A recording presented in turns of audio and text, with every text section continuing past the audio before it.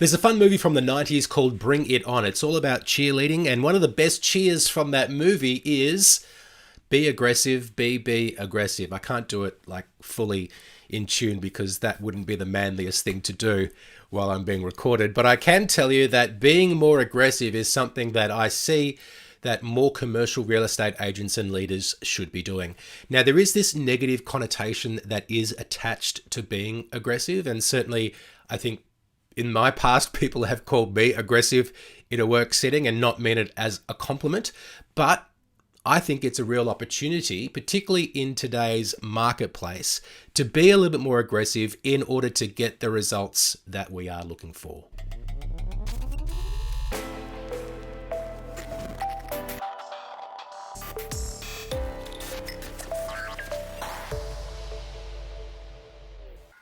Hello and welcome to episode 149 of CRE Success, the podcast.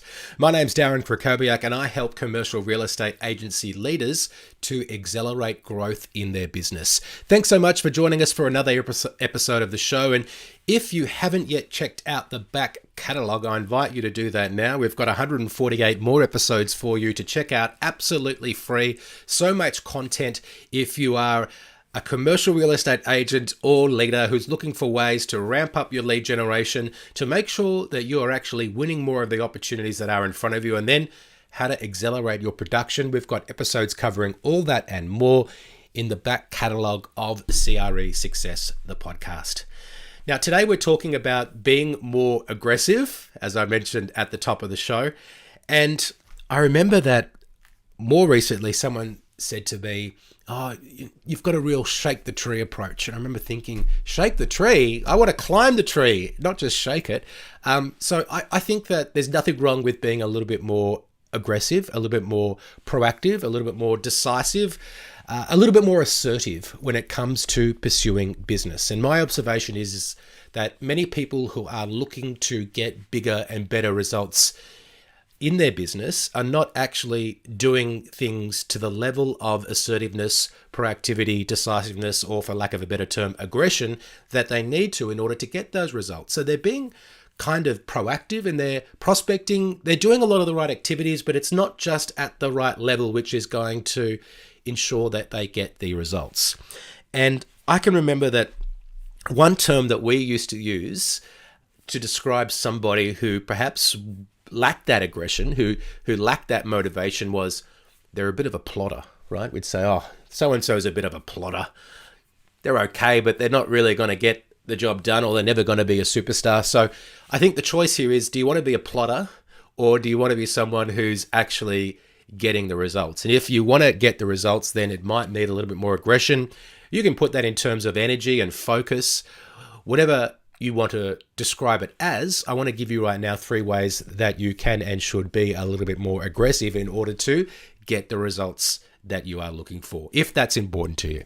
So the first way that I want to encourage you to be more aggressive is when it comes to pursuing business.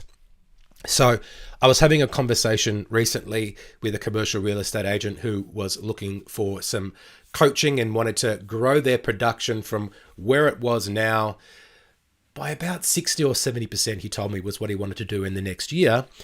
But he told me that he had some reluctance to pursue business that was outside of his patch, for example. And I really recommend having a specialty and focusing on that, but you may actually reach the limit in your specialty. And if you want to grow more, you might have to move into another area, which is perhaps outside of your so-called patch, in order to get to the next level. And if you've got a belief that is, well, somebody else is already covering that patch, therefore I can't go and touch it, then that's going to be a limit to your ability to continue to grow more. I think another way that sometimes we can be a little bit cautious when it comes to pursuing business is seeing that there is a prospective client that typically does business with another agent and deciding, well, I'm not going to pursue that because that is so-and-so's client.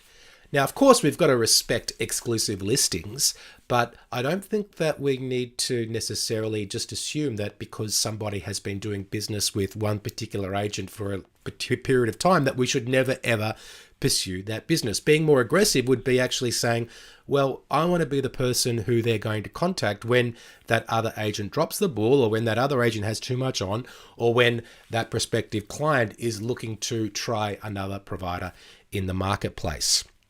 Another way to increase your production is to start doing bigger deals than you're currently doing. And again, if you decide that I'm the person who's doing deals up to $4 million and something that's $6 million is outside of my reach, then that is going to be true unless you change your beliefs and decide, you know what, I've really mastered this level. When it comes to sub $4 million deals, I've got my win rate up to a certain amount. And now I want to start pushing into the next range of deals that might be $4 to $10 million, for example. The other way that I find people not being aggressive enough, and again, I can remember when I first moved into a new company a few years ago and we were looking for some contact details, and one of my team members said to me, we've looked up this way of finding them. And I said, well, have we tried this, and this? And he sort of looked at me like, whoa, like we're really going to try all those different ways to get in contact with this company? I'm like, well, yeah, if we want to actually have a conversation with them, we've got to try a little bit harder than just asking one person for the contact information. We've got to try and find different ways to have that conversation. Ask for the introductions. If we do get in contact with someone and then they don't respond, what is our sequence or cadence of follow-up? If we then get engaged in a conversation and then we don't receive any response at a certain stage, well, if they've gone dark or ghosted us at a point where we believe that we deserve to have received a response from them, then I think we've got the right to follow up and chase that response to make sure that we continue the conversation, that we take the responsibility for the conversation moving forward. So there's a few ways that I think when it comes to pursuing business that you can be more aggressive. A couple of other ways that I reckon we should be a little bit more aggressive in the current marketplace is in terms of the recommendations that we are making to our clients. And I want to just put the distinction here that I'm not recommending that you're an ambulance chaser or that you're somebody who's trying to peddle fear. But I think we do want to be painting an accurate picture of what is actually going on in the market today. And if you have conviction and belief around what it is that you're telling your clients about the future in the marketplace, then I think that's a perfectly reasonable thing to be telling clients, to make sure that they've got the contextual awareness of what is going on, and that may at times motivate them to make a decision to move forward. That is part of your role as a trusted advisor, to provide relevant information which helps people make an informed decision. And related to that, I think, is just around negotiating in general.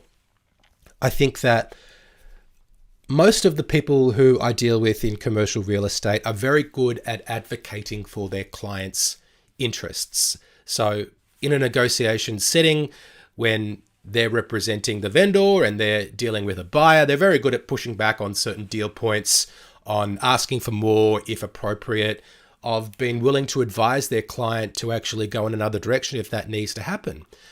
That can be a little bit risky at times, but often it is the right move. But I guess the point I want to make about being more aggressive with negotiating is sometimes we also have to stand up to our clients, and we have to be willing to push back on some things that they're doing that can put the deal at risk, or let them know when it is time for them to actually move forward and that this is the deal, this is what we negotiated, this is what you wanted to achieve, here's the outcome that we can achieve right now if we move forward, and I recommend that you do that. So just being a little bit more, again, aggressive, or at least proactive, decisive, using your authority to advise clients is a way that you can use some more aggression in order to achieve outcomes, particularly in the current marketplace when there is more uncertainty, when there is more noise, and perhaps people are feeling a little bit more fearful about what to do next.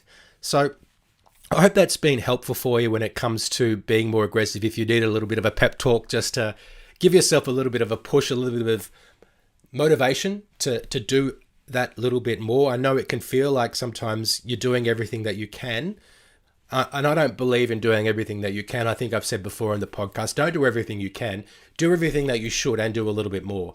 So find the things that are important to be done that are going to make a difference and do those things that are going to actually help you move the ball forward and get more deals done, particularly in today's marketplace.